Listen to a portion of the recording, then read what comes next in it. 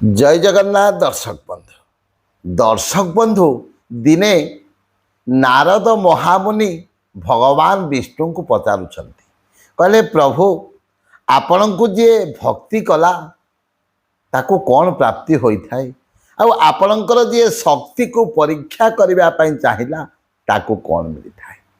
भगवान से ही समय कहते नारद जी जी मते भक्ति कला मुता उपरे दया करिथाए कहीं दया को टिके जदि ओलेटे देवा ताहले याद भगवान कहते जी मते याद कला मुता उपरे दया कर दिए आ जी मोर शक्ति को परीक्षा करने चाहिला सी कौन करें ना माया भितर प्रवेश कर जाए। जेते बेले यही कथा भगवान विष्णु नारद को कहते नारद कहले प्रभु केमिति मु किछि बुझी पारुनी। भगवान कहले नारद चल टिके मत्स्य पृष्ठ को जीवा पृथ्वी पृष्ठ को जीवा टिके भ्रमण करि आसिबा। भगवान एवं नारद जाइचंती पृथ्वी पृष्ठ को बोलिबा पई किछि समय जीवा परे भगवान कहले नारद जी मते टिके शोष लागिलानी किछि पानी टिके पीवार व्यवस्था कर जल टिके संग्रह करि आनो। भगवान बसी पड़े गोटे वृक्षर तले गोटे गछ तले बसी पड़े नारद गले पानी संग्रह कर आणवे प्रभु को देवे जाई जाई जंगल तो जाऊँच जंगल भितर किछि दूर रे देखिले गोटे ग्रामटीए से ग्राम जेते बेले देखिले गोटे नारीटी अच्छी जाई नारद कौन कले ना पानी टिके दबार व्यवस्था कर माँ बोली कहले। से समय से स्त्री लोक जनक कहले देख मु तुमको पानी दे था किंतु वर्तमान दे पारि ना कारण आम ग्राम कौन होइजा व्यापी संक्रमण चली काले होइजा व्यापी तो तेणु मु तुमको पानी देवी ना तुम्हें चली जाओ महामारी व्यापी आम ग्राम अन्य गोटे ग्राम को गले नारद से जगार जाते अन्य जड़े नारी को पानी मागुंट से नारी जनक भी कहला नाई नाई मु आपण को पानी देवी ना कहीं ना आम घरे छुत्रिका अच्छी आम वंश कई जने मृत्युवरण कर। नारद देखुंट प्रभु को शोष लगिलानी एपटे पानी टिके कौटू भी संग्रह करना जाई जाई अन्य गोटे ग्राम पहुँचले देखिले सुंदर युवटी ठिया होती जाई नारद कौन कले पानी मागुंट कहले माँ टिके पानी टिके दबार व्यवस्था करेंगे पानी टिके देवे झील जनक सुंदर झीलटा नारद देखिले जिते बड़े पानी मागिले से झीलटा प्रथम थर पर मना कला नारद जिते पुनर्बार मागुंट झीलटा कहला देखंतु मु आपण को पानी देवी किंतु प्रथमे आपण को पानी ग्रहण करने को पड़ो। नारद कहले ठीक अच्छी एभली होई नारद कौन कले से झील जन को विवाह करगले से झीलटा को बाहा हो गले एवं नारद बाहा होई से ही जगार रहीगले से झील घरे रहिले किछि दिन एभली भाव में बीतीगला वर्षे गला 2 वर्ष गला 3 वर्ष गला 4 वर्ष गला 5 वर्ष गला इतिमध्य नारदंकर कौन होती 6टी पिला भी हो जाए। नारद एभली भाव में संसार भितर बुड़ी रही सेपटे भगवान पानी पाई पठे पानी पाई नारद आसी से कथा संपूर्ण भाव बोली जाए।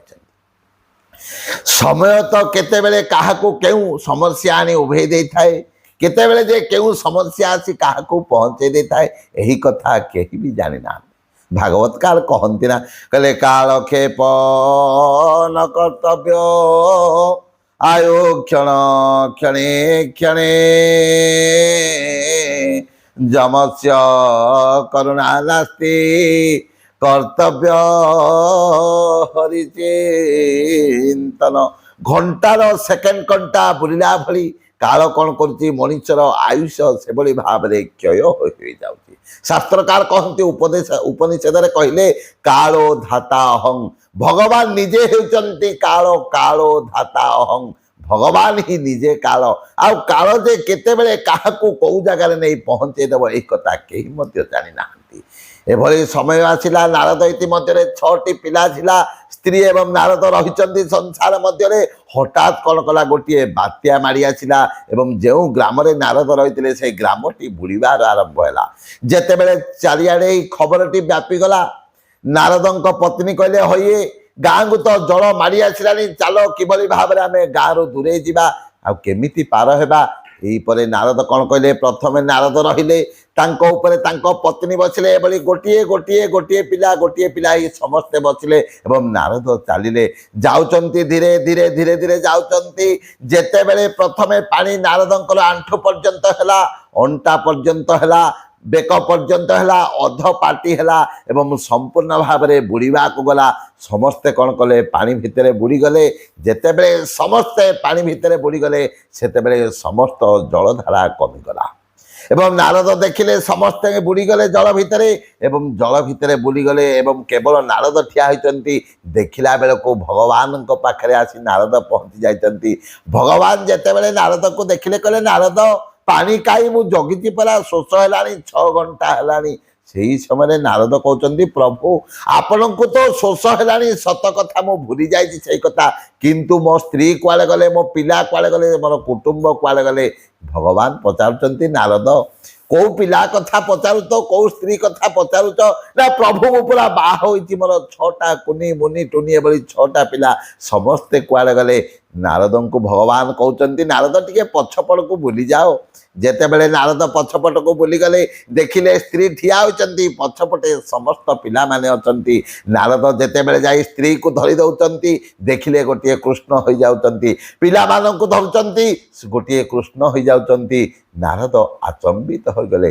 ଭଗବାନ କହିଲେ, ନାରଦ ତୁମେ ପଚାରିବାକୁ ଚାହୁଁଥିଲେ ନା, ଯିଏ ମୋର ଶକ୍ତିକୁ ପରୀକ୍ଷା କରିବାକୁ ଚାହେଁ ସିଏ ମାୟା ଭିତରେ ପ୍ରବେଶ କରିଯାଏ। ତେଣୁ ଈଶ୍ୱର ହେତୁ ଏ ସଂସାର, ସଂସାର ଈଶ୍ୱର ବାହାର, କାଳର କ୍ରୀଡ଼ା ଏ ଜଗତ, ପ୍ରାଣୀଏ କାଳର ଆୟତ। ଶ୍ରୋତାବନ୍ଧୁ, ଈଶ୍ୱର ହେତୁ ଏ ସଂସାର, ସଂସାର ଈଶ୍ୱର ବାହାର। ଯେତେବେଳେ ମାୟା ଠାରୁ ঊର୍ଦ୍ଧ୍ୱକୁ ଉଠିଯିବା, ଏ ମାୟା ଯେତେବେଳେ ହଟିଯିବ, କେବଳ ଈଶ୍ୱର ସତ୍ତାରେ ବିଦ୍ୟମାନ, ଏହି କଥାକୁ ଆମେ ଅନୁଭବ କରିପାରିବା। ଜୟ ଜୟ ଜଗନ୍ନାଥ, ଜୟ ଜୟ ଜଗନ୍ନାଥ, ଜୟ ଜୟ ଜଗନ୍ନାଥ।